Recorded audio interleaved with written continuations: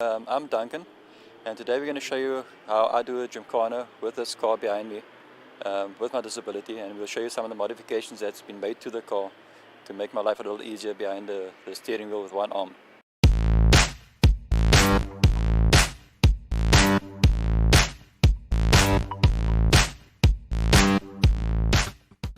Now I'm going to show you a couple of the modifications that was done inside the car to make myself more comfortable when I'm driving. One of the small changes is done to the seat. The seat's looks like a standard seat, but it's been bucketed more, and the frame's been bent in to hold my body and frame in place so I don't move around when I'm cornering. The harnesses are very important compared to the factory inertial safety belts. The inertials only act when you have an impact, then they tighten. These actually strap you into the seat and keep you firm in place, so there's virtually no body movement. You become one with the seat.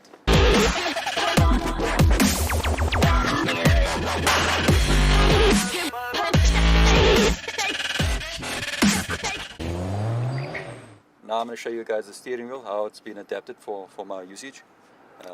I've got this knob which helps me very quickly on Gymkanas when I turn from point to point.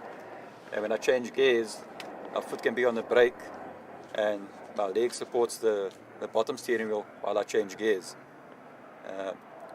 The second steering wheel is closer to my body for good arm movement from full lock to full lock, which is required on the Gymkana. So that's a very important aspect for my disability driving with one arm.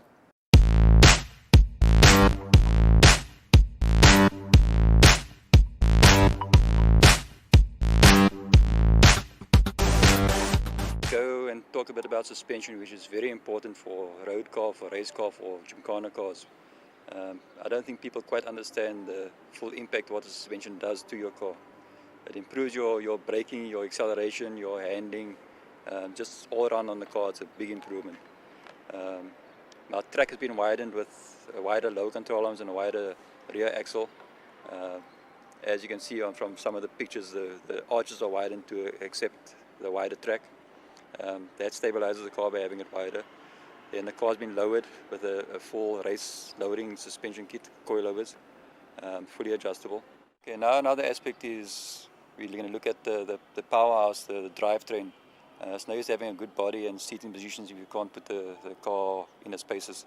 I run a Quave LS in my box with special gear ratios to suit the events. Occasionally in different events I'll obviously have to pull out the box and change ratios, because you can't have the best of both worlds. Then we got the engines, which is a very unique spec here. It's a 2-liter crossflow motor, but I've decided to go with the best of both worlds, and I'm running supercharged and turbocharged. Supercharged gives me my strong bottom end, turbocharged gives me my top end. Here's a supercharger that's sitting in front of the motor. And that's why we opted for a crossflow motor, because there's space at the back where the turbo is mounted. And if you look at the yellow piping, you see all the yellow piping running from turbocharger to supercharger, out of the supercharger into the intercooler, out of the intercooler into your intake. And that's the whole basic system. Presently running 185 kilowatts and 330 newton meters of torque. On pump gas. If we run stronger fuel, we can up the power as well. Because of the kind of power we're putting into this car and for handling purposes, I've added a roll cage, but because the car is still predominantly a street car, the cage has been built into the chassis work and into the framework of the body, so 90% of the cage is actually hidden. But the strength is there of the cage, and it strengthens the chassis for handling as well. So it's a dual purpose, and it gives you a bit of peace of mind for safety. If the car has to be in an accident or it has to roll, you've got this tube frame that actually strengthens the whole body. In the soles, below the step plates here, it's cut into the sole, and there's the base of the roll cage is here. That's your main strength point. And then it runs up on the front post, and here's a visible part. It's been covered with material. And then this runs up into the roof lining underneath. Underneath the roof lining, you'll see in the center post here as well. There's your center beam running down there. And then in the roof, you've got your cross braces, which is all hidden by the roof lining. The next stage of this video is going to be showing you guys exactly how the car is driven and what it takes to drive the car. And we have got permission to utilize the premises we're doing the take on. And I'll run you through a couple of aspects of left foot braking and how the acceleration and how the turning points goes.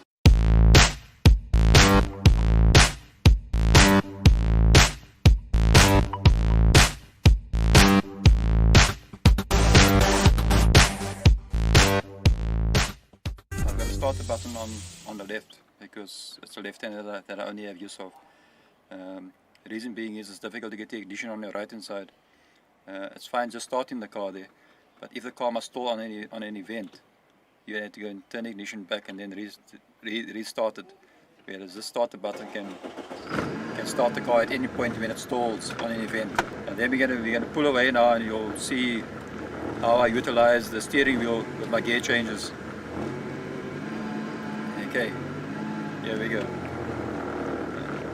Here's the steering being supported for getting ready for gear change. Here's the gear change. The hand goes back onto the steering wheel, and we go into a bend.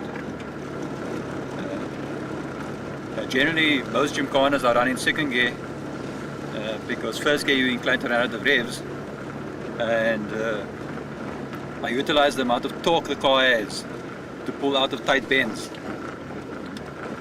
And you'll see when I approach a bend, my right foot will stay on the accelerator, and if I need to slow down, I'll brake while I'm accelerating and just hold the car there and then release the brake and accelerate. It's the kind of effect that you learn when you learn to drive a car, of braking, releasing the clutch slowly and accelerating. This is the same thing with the brake and accelerator.